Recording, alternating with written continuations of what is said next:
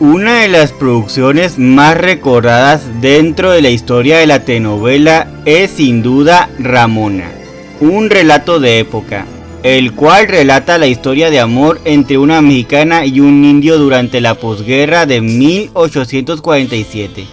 Un relato donde se representa la diferencia de razas, los prejuicios de un pueblo, así como un doloroso pasado.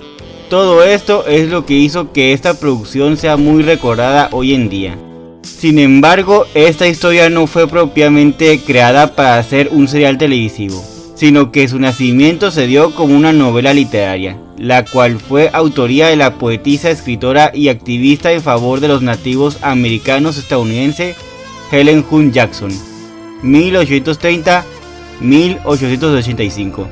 Publicada en el año de 1884.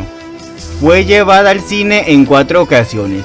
El éxito que ha tenido pudiera ser a que es una historia que enmarca lo que era la vida en el viejo oeste californiano. Curiosamente existe otro relato que nos cuenta una historia similar, la cual aconteció en el norte de México, a mediados del siglo XIX. Un famoso caso que con el tiempo se convirtió en mito. Muchos piensan que es real, otros que es una ficción que utilizara Francisco Rojas González para su novela literaria escrita en 1947. Este caso es el de Lola Casanova y Coyote Iguana, y según dicen aconteció en el estado de Sonora.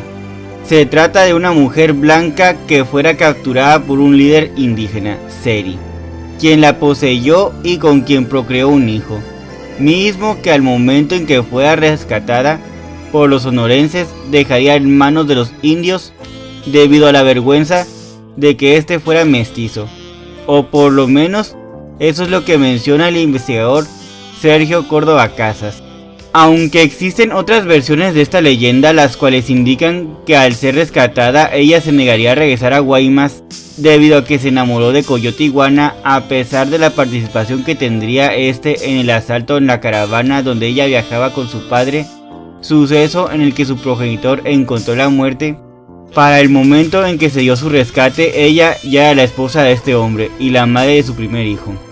Las protagonistas de ambas historias nunca amenazaron a la cultura criolla que abandonaron por irse a las comunidades indígenas con sus respectivas parejas. Revelarían los prejuicios y consecuencias de los asentamientos en los que viven, pero en muchos aspectos se convirtieron en sus representantes ante la comunidad colonizadora. El presente trabajo pretende hablarles de ambas historias, con la intención de responder a los cuestionamientos. ¿Cómo fue que surgieron? ¿Cómo es que han perdurado a lo largo del tiempo?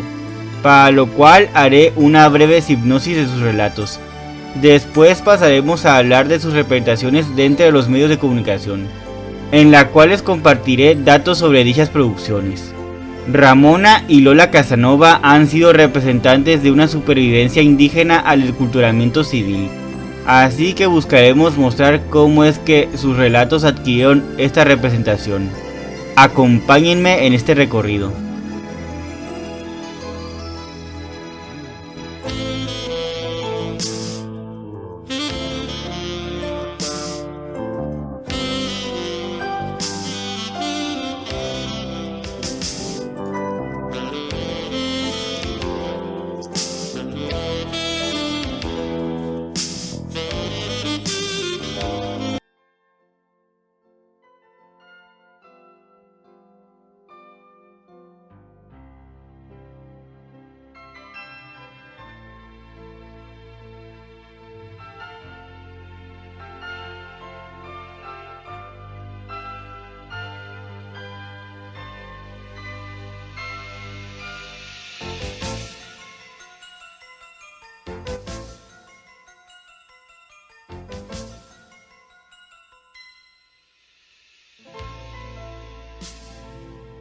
Ramona es una novela literaria creada por la escritora Helen Hunt Jackson, la cual sería publicada justamente un año antes de su defunción. Llegaría a Latinoamérica gracias a la traducción que de ella hiciera José Martí en el año de 1887. Como la mujer era una activista en favor de los nativos americanos estadounidenses, no puede ser de extrañar que creara esta historia. A continuación tienen una hipnosis. Ramona es una huérfana nacida de una pareja formada por una nativa americana y un escocés, quienes viven al sur de California, lugar a donde llegarían poco después de la guerra entre México y los Estados Unidos. Ella sería criada por la señora Moreno Gonzaga, la hermana de su fallecida madre, quien la tomó como su madre adoptiva. La trataría como una más de su familia, ya que la llenaría de lujos, aunque esto es más que nada porque su verdadera progenitora se lo había pedido como un último deseo. Pero la realidad era que, por los orígenes indígenas de Ramona, Moreno Gonzaga no la quiere. Solo reservaría su cariño para su único hijo, Felipe Moreno, a quien adoraba. A pesar de que California ya no era parte de México, esta mujer todavía se consideraba mexicana. Odiaba a los estadounidenses, quienes acabaron con su rancho después de disputárselo en los tribunales. En cierto momento de la historia, la señora Moreno Gonzaga retrasaría el esquilado de las ovejas con el fin de permitir que sus empleados pudieran asistir a misa. Es así como Ramona conocerá a Alejandro, un indio que trabaja en el rancho, como esquilador. La pareja quedaría enamorada, pero se ven enfrentados a la oposición de la madre adoptiva de nuestra protagonista. Sería ese momento en que Ramona se percataría que esta mujer nunca la ha querido y huye para vivir con Alejandro. Tendrían una hija, a la cual bautizan con el nombre de Ojos de Cielo. Mientras viajan por el sur de California en búsqueda de un lugar donde pudieran establecerse, en medio de esto la tribu a la que Alejandro pertenece sería expulsada de sus tierras debido al incipiente asentamiento de colonos europeos blancos en el estado. Mientras que los norteamericanos compraron su tierra, también quieren quedarse con sus propiedades y herramientas agrícolas. Esta situación provocaría que esta pareja pasara por penas y miseria, ya que son expulsados de distintos sitios debido a la codicia de personas ajenas a ellos. No podrían encontrar ningún lugar libre de la amenaza de estos nuevos colonos.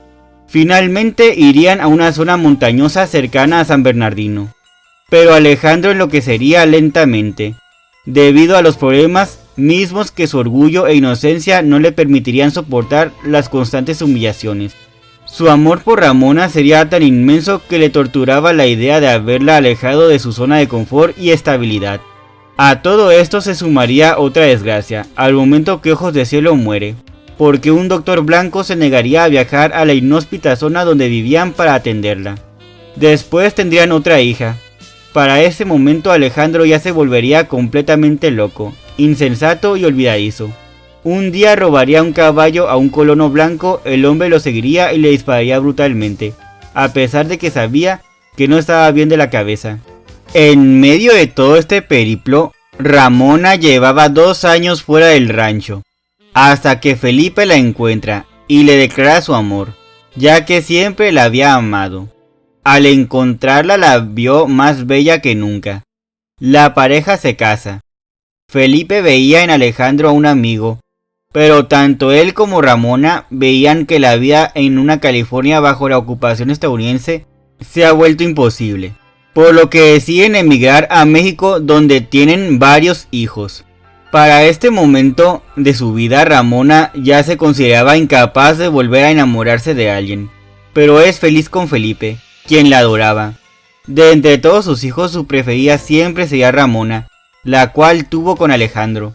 Al momento de su publicación, la obra gozó de un gran impacto cultural, tanto así que en muchos lugares varias personas comenzarían a adjudicarse ser alguna locación de la novela literaria, como el rancho de Moreno Gonzaga, la propiedad donde Ramona se casó, entre otros escenarios. Incluso el nombre de la protagonista sería ocupado en muchas escuelas, calles, un tramo de autopista e incluso una pequeña ciudad californiana cercana a San Diego. Este mito romántico incrementó el turismo en la zona gracias a que mucha gente se acercaba a ver las locaciones que aparecen mencionadas en la historia. Numerosos lugares por todo el sur de California intentaron remarcar su conexión con la trama de la historia. Se beneficiarían de que la autora Helen June Jackson muriera sin aclarar las localizaciones reales. El rancho Cámulos cerca de Piru y el rancho Guy Home en Vista pugnaron por presentarse como escenarios debido a que ambos lugares habían sido visitados por la escritora. antes de que ella escribiera su libro. Según los expertos, Cámulos es lo más parecido al hogar de Ramona, debido a que la localización del rancho de Moreno Gonzaga que realizó Hugh Jackson es bastante similar. La familia propietaria con apellido del Valle rentaría su ubicación e invitarían a los turistas a conocer su cosecha de naranjas y vino bajo la marca Tejonos Ramona. En cambio, el rancho Guajome nunca haría ninguna publicidad que estuviera asociada a la historia. Sería hasta que un artículo que fuera publicado en el Rural Californian que lo mencionara en 1894. A diferencia de la familia del Valle, la propietaria de apellido Coates no quería tener turistas dentro de sus tierras. Según dicen, esta mujer sostuvo una disputa con Helen Young Jackson. En el centro histórico de San Diego, la casa de Estudillo se autoproclamaría el lugar donde Ramona contraería matrimonio. Esto es debido a que en la novela se decía que la protagonista se había casado en esta localidad. A pesar de que no existe ninguna certeza de que Jackson haya visitado el lugar, este se convirtió en un destino turístico bastante frecuentado mucho después de la publicación de la historia. Este es un claro ejemplo de autopromoción asociada a una obra literaria. El encargado de mostrar la casa a los turistas la vendió a pedazos hasta el punto en que quedó bastante deteriorada. Sería hasta 1907 que el nuevo propietario John Deb Sprinkles remodelaría la casa de tal manera que fuera más fiel a la descripción que realizaba la novela. Dicha remodelación terminaría en 1910. Reabrió como una de las principales atracciones turísticas vinculadas a Ramona. El inmueble solicitaría acceder a la categoría de Hito Histórico Nacional, donde aparece Casa de Astudillo, lugar en que se casó Ramona. Existen otros puntos de interés turístico relacionados con la novela. Uno al que se le denominó como el lugar en que nació Ramona, marcado con una pequeña lápida de adobe cerca de la misión de San Gabriel Arcángel, así como la tumba de Ramona Lubo, en la reserva india de Cauya, ya que Lubo se había declarado como la Ramona verdadera, debido a que su propia vida guardó bastante semejanza a la del personaje de ficción. En 1938, a 60 años de la muerte de Lubo, se erigiría un monumento celebrado a esta coincidencia. Incluso este relato contaría con una representación dramática de Ramona Pageant, el cual se realizaría anualmente desde 1923. Comenzaría a realizarse en la localidad de Emmett, en el estado de California, y aún se presenta. Muchos historiadores literarios piensan que no puede hablarse propiamente de un lugar como el rancho de Moreno Gonzaga, sino que más bien es una amalgama de varios elementos tomados de distintas localizaciones. Carey McWilliams escribió en su obra Shouter California Country que decenas de postales fueron publicadas en lemas tales como la escuela a la que fue Ramona, el auténtico de Ramona, el lugar donde Ramona se casó y varios otros escenarios referidos a la novela, que en realidad no habían suficientes postales para abarcar todo el sur de California. Es decir, que por la inmensa popularidad del libro, la realidad y la ficción lograron mezclarse ante los ojos del público. Según Walton Bean, estas leyendas llegaron a integrarse dentro de la cultura popular en la zona sur de California, a tal grado que frecuentemente fueron tomadas como hechos reales, que si las personas que han visitado el lugar de nacimiento de Ramona en San Diego o la dramatización de Ramona Pageant en Emmett, se sorprenderían y disgustarían si se les advirtiese que es un personaje de una novela literaria. Esta novela literaria dotaría al sur de California y el sureste de los Estados Unidos de un reconocimiento único.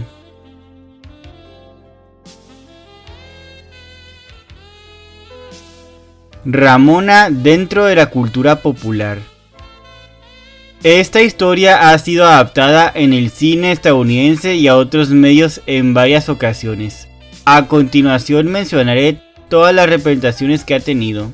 Ramona 1910.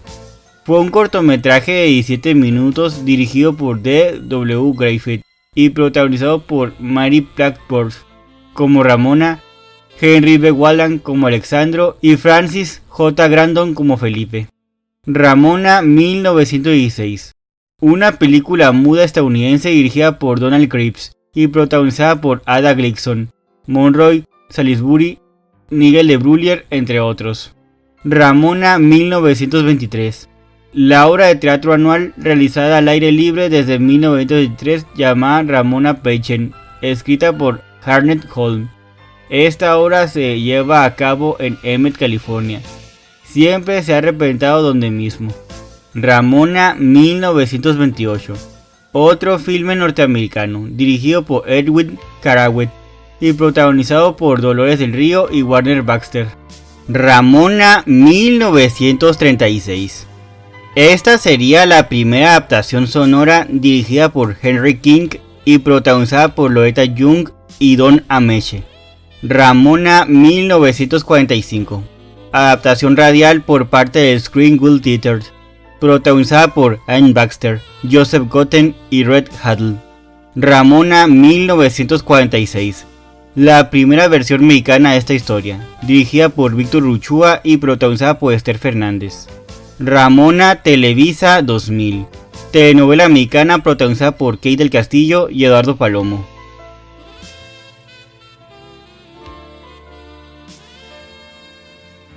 Telenovela Ramona.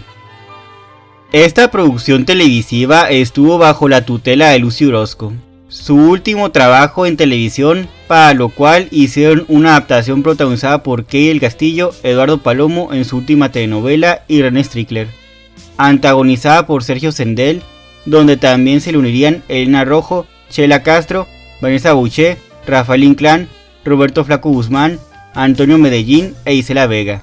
A diferencia de otros melodramas caseros de corte de época, en este tenemos una cronología más clara, ya que nos presenta una historia de amor en la California después del Tratado de Guadalupe Hidalgo, en la frontera de México y el llamado Nuevo Estado del Norte. A lo largo de la trama podemos ver que aún pasados los años entre dicha guerra fronteriza, 20 años para ser más preciso, continuarían las rencillas por la posesión de tierras.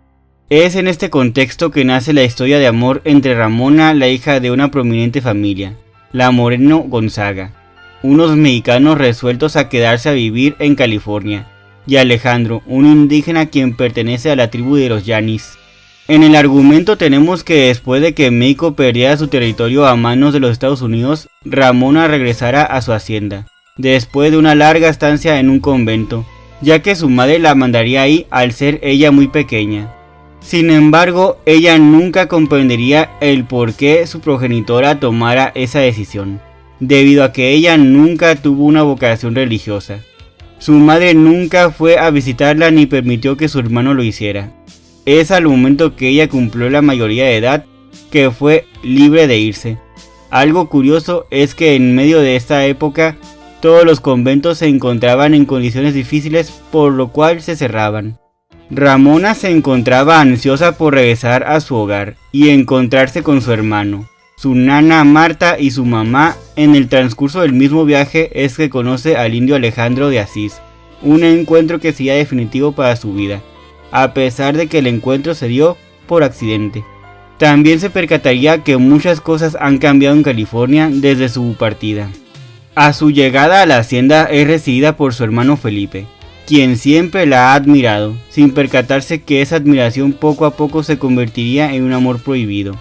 Sin embargo, nuestra protagonista se enamora de Alejandro, en algo que podemos decir es un inevitable llamado de la raza.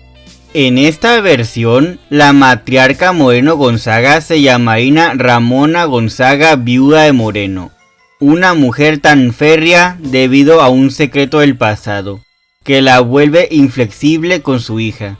En entrevista con Alejandro Galán, Elena Rojo diría de su personaje: "Este fue un personaje preciosísimo. Trabajar con Kay del Castillo fue un placer enorme. La historia era genial. Palomo, cuando venía cabalgando en ese caballo que yo decía, este es un cuadro verdaderamente hermoso. Cómo le volaba el cabello al indio, era una imagen impresionante. Ver a Palomo hacer ese personaje fue precioso. Llegado el momento en que descubre el romance entre ella con un indio, decide comprometerla con Fernando Coronado, un joven avecinado en un pueblo cercano. Pero en el día de la boda, ella huye al lado de su verdadero amor. Por otro lado, la tribu de Alejandro también se pondría a dicha unión, así que ellos se deberán enfrentar a toda clase de prejuicios. Recordemos que en el original, Ramona era hija de un irlandés y de una india, una mujer rubia de ojos azules. Por esa razón, al momento que llega a la tribu no la quieren por ser blanca. El antagonista principal de esta historia es Jack Green, el despiadado sheriff quien contaba con negocios ilícitos por debajo del agua. Un hombre fascista y sin escrúpulos, que odia a los latinos, algo que siempre veremos en la forma en que amedrenta a los pobladores, en búsqueda de que California solo sea para los americanos. Él mismo se autoproclamó sheriff de la comarca. Abusaría de su poder para cometer terribles actos en contra de la tribu de Alejandro. Alejandro pertenece a una tribu yaqui, quienes sufrirían toda la opresión por parte de los norteamericanos a través de varias vejaciones. Al momento en que Ramona partió con el indígena, Felipe se refugiaría en brazos de Beatriz de Echagüe, con quien intentará olvidar el amor que siente por la que cree que es su hermana. Curiosamente, en el pueblo indígena se encuentra Manuela, la hija de Matea, la bruja de la tribu, quien está obsesionada con Alejandro. En la aldea yaqui, a la que nuestro protagonista llegaría con Alejandro, descubriría que es la hija de una india, así que decide ir a enfrentar a doña Ramona. Serían sorprendidos por los americanos, quienes los aprenden, y tras un injusto juicio el piel roja es condenado y ahorcado. En el caso de Ramona, ella sería rescatada por su madre adoptiva. Los demás indios de la tribu yaqui murieron a manos de estos colonos, quienes los eliminaron para quedarse con sus tierras. Para este momento se descubrirían las fechorías del corrupto sheriff Jack Green, quien es aprendido pero logra ser liberado, para regresar a la hacienda propiedad de quienes lo mandaron a prisión, con el deseo de cobrar venganza contra ellos. En medio de la confrontación final, Felipe termina con la vida del bandolero. Después de esto, tanto él como Ramona reconocerían el amor que se tienen, deciden abandonar esa propiedad que está tan llena de recuerdos para iniciar una nueva vida juntos. Como pudimos ver, esta historia fue llevada al cine en 4 ocasiones. Podemos decir que su éxito es más que nada por ser una novedosa historia enmarcada en el viejo oeste californiano. La última producción de Lucy Orozco. Recibió premios por su extraordinaria ambientación, su impecable vestuario y musicalización, lo que lo convirtieron en un melodrama casero de corte spaghetti western, como no ha habido muchos dentro de la pantalla chica.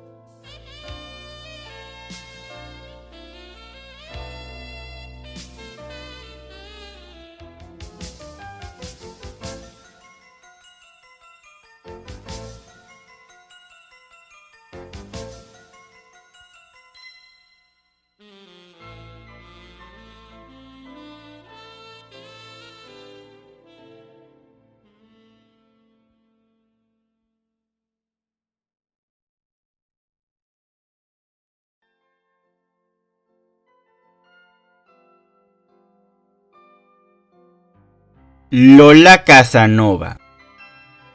Una novela literaria escrita por Francisco Rojas González, la cual está inspirada en una leyenda sonorense que data de 1850 y aparece mencionada en Las razas indígenas de Sonora y la guerra del Yaqui, publicada por el historiador Fortunato Hernández en 1902, ya que la incluyó como un episodio en su obra.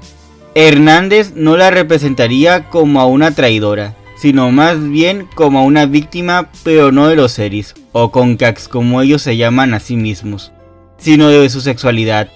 Según dicen, Este relato llegó a sus oídos por labios de una empleada doméstica de edad avanzada. Patricia del Carmen Guerrero de la Yata mencionaría en su tesis de maestría: Lola Casanova, arquetipo de cautivas en Sonora, siglo XVIII, análisis del discurso para la comprensión de la construcción de una narrativa histórica, que para el rapto de nuestra protagonista localizó 16 narraciones diferentes, cada una de las cuales contaba con su propia interpretación de los hechos. Se toma en cuenta que la percepción de las narraciones varía de acuerdo a su grado de verdad, veredicción o verosimilitud. Se puede decir que existen narraciones que son presentadas como verdaderos y otras que son ficciones. Para el caso que aquí nos compete, nosotros solo hablaremos de la novela de Francisco Rojas González, debido a que Matilde Landeta se basaría en esta para su película. Este autor dotaría su obra de un narrador omnisciente, con la cual explora dos perspectivas. Primero la de los Seris en su éxodo y preparación de su venganza, junto con la de Lola en los momentos antes de su rapto. Al momento que Dolores es secuestrada por los indígenas, es que la narración toma únicamente el punto de vista de la protagonista. Patricia Guerrero de la Yata mencionaría de nuestra protagonista que era una bella joven de 18 años, hija de españoles residentes de Guaymas. Su padre era un acaudalado comerciante quien tenía planes de casarla con otro rico peninsular, que residía en el mismo puerto. Pero en cierta ocasión, un hermano del señor Casanova, quien residía en Hermosillo, invitaría a su sobrina a pasar una temporada en su hogar, al lado de sus hijas adolescentes, y la joven aceptó. Saldría de Guaymas bajo el cuidado de una escolta que resguardaba su carruaje. En estos años los Seris cometían saqueos en los lugares cercanos a la costa, desde el puerto hasta las playas de Altar. Por obvias razones es que las diligencias que daban servicio a los viajeros que iban del puerto a la antigua vía del Pitic eran protegidas por una numerosa escolta. Los viajeros y guardias iban tranquilos durante el viaje, pero al llegar a un punto conocido como La Palmita fueron atacados por los Seris. Después de un reñido combate fueron derrotados por los indígenas. Algunas personas murieron durante los sucesos, otras lograron huir, pero Lola Casanova quedaría desmayada en una de las carrozas. Al despertar se escurriría en los brazos de Coyote Iguana, el jefe de los Seris, quien quedó prendado de su belleza. Le promete convertirla en la reina de su tribu. Ella aceptó. Tuvo 3 hijos con él. Se convierte en aspecto y modales en una mujer Seri.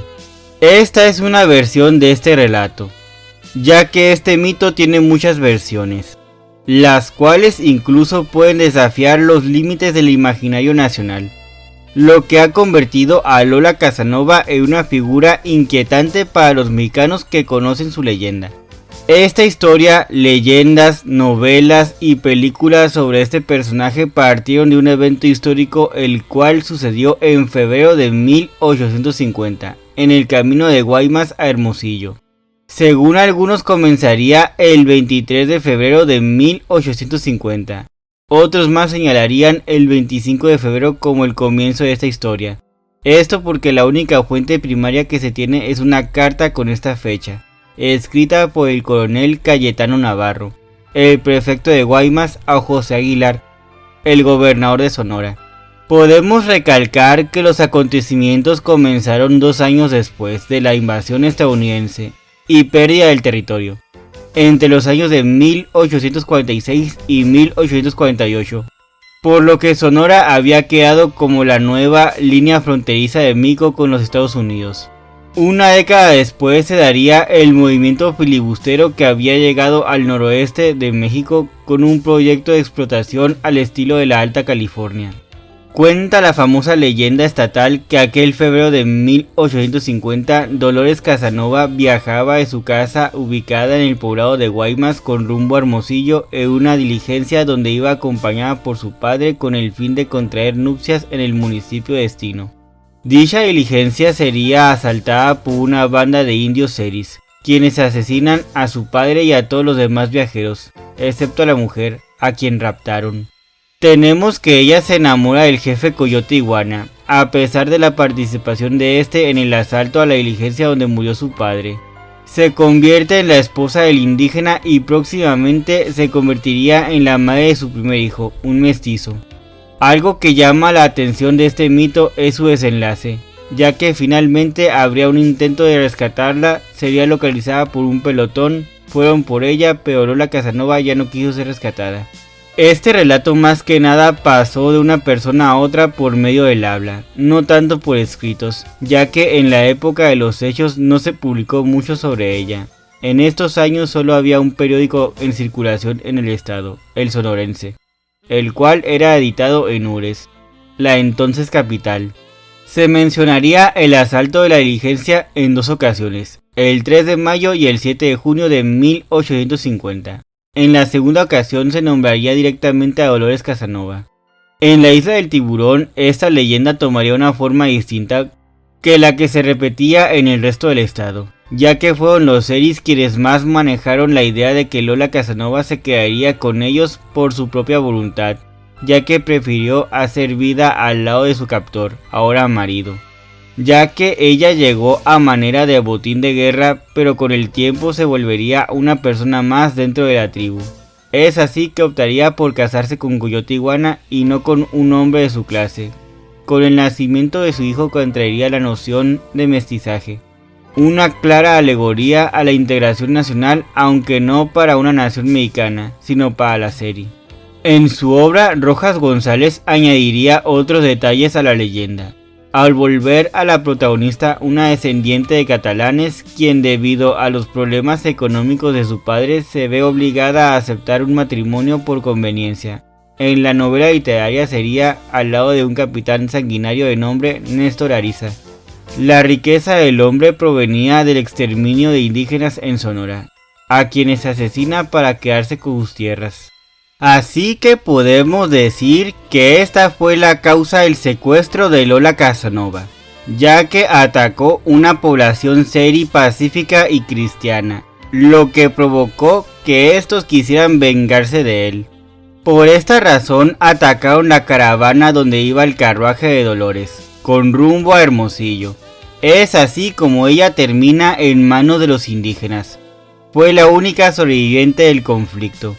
Es tomada prisionera y llevada a la isla Tiburón. El jefe Coyote Iguana se enamora de ella desde el primer encuentro. Lola se adaptaría a las costumbres seris y termina por corresponder al amor de este hombre. Se casaría con él y le daría hijos. Pero Coyote Iguana muere después, lo que provocaría la separación de la tribu. Algunos se quedarían con Casanova, se vuelven sedentarios y fundarían un pueblo, al que nombran Pozo Coyote, donde se dedican a la agricultura y el comercio con los yoris.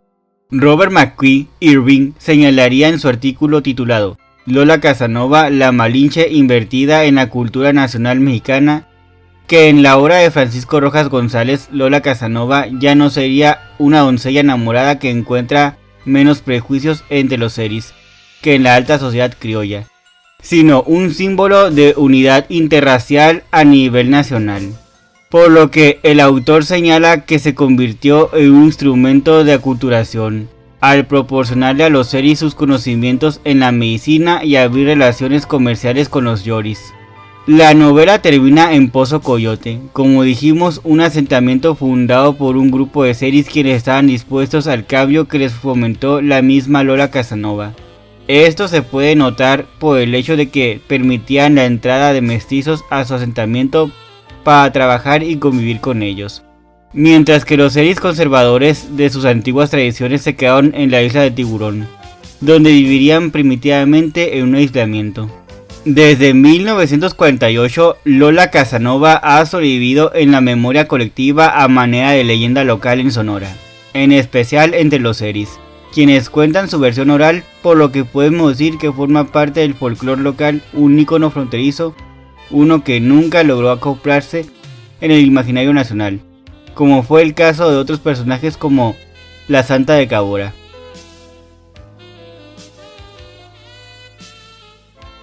Lola Casanova, 1948.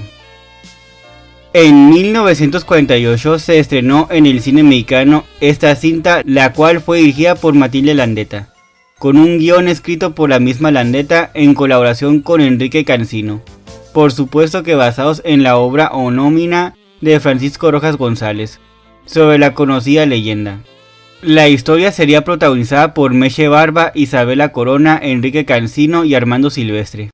A diferencia de la novela literaria, la película no está contada de una forma lineal, ya que comienza en la ficticia población de Pozo Coyote, el pueblo seri que fue fundado por Lola Casanova, y los indígenas que se fueron con ella, al momento que murió Coyote Iguana, donde pronto nos encontramos con una anciana Lola Casanova, quien rememora la época en la que llegó a ese lugar. Es curioso mencionar que al principio de este filme podemos encontrar un narrador externo, quien nos introduce en un tono documental. Al lado de Águila Blanca, su interlocutor, recordarían el asalto del que fueron víctimas en Misión Felipe. Esta era una aldea donde habitaban los seris pacificados. Un flashback nos llevaría al momento del ataque. Después de lo mismo es que la historia de la mujer se alternaría con la de los indígenas. El relato se centraría en la vida de Lola Casanova, una joven criolla la cual goza de una vida acomodada en el puerto de Guaymas, Sonora. Desafortunadamente, la familia se encuentra al borde de la ruina, así que para salvarlos ella decide aceptar la propuesta de matrimonio de Néstor Ariza, a pesar de no amarlo. Sería durante su viaje a Hermosillo para contraer nupcias que Lola y sus acompañantes son asaltados por una banda de la tribu indígena Seri, un pueblo originario del estado. Es raptada, se quedaría al cuidado de las mujeres de la tribu. Con el tiempo empezaría a comprender su forma de vida y se enamora de su captor, Coyote Iguana, uniéndose a su lucha contra las injusticias y abusos.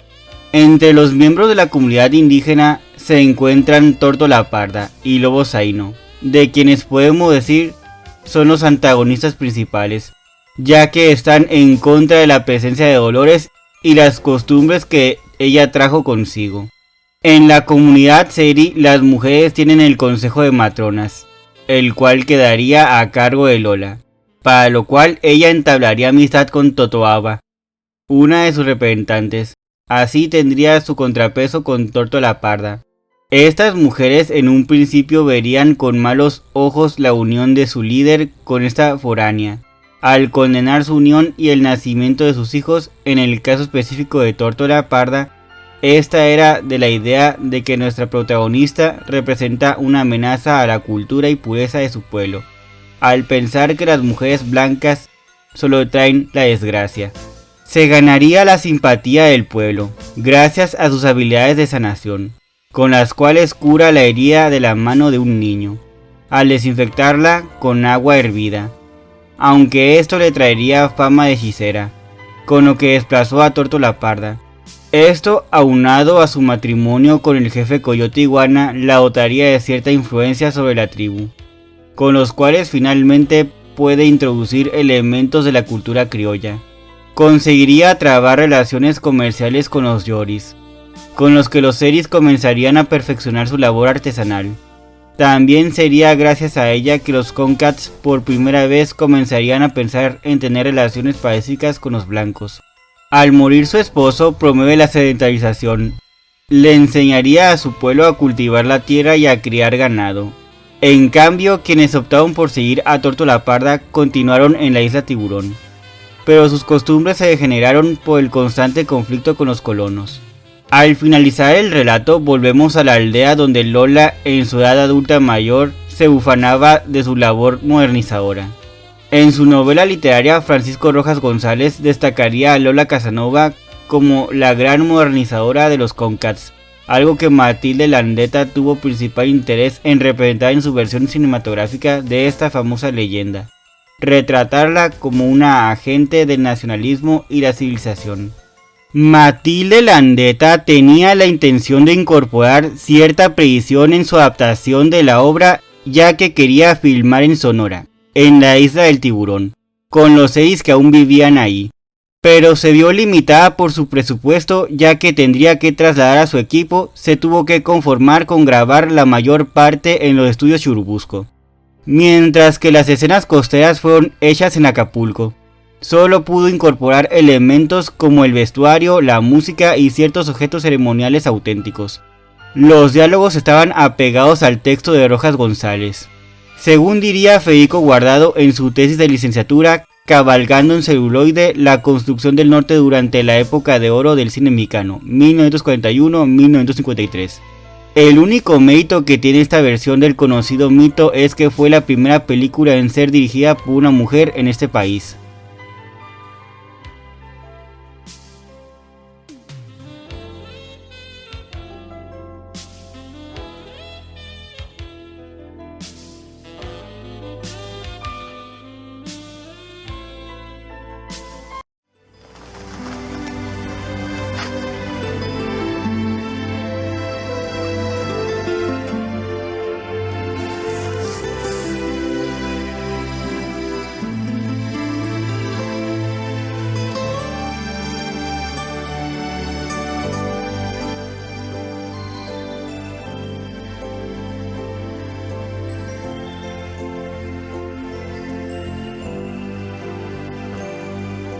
En conclusión, el rapto de mujeres en aquella región del norte mexicano fue característico en el siglo XIX.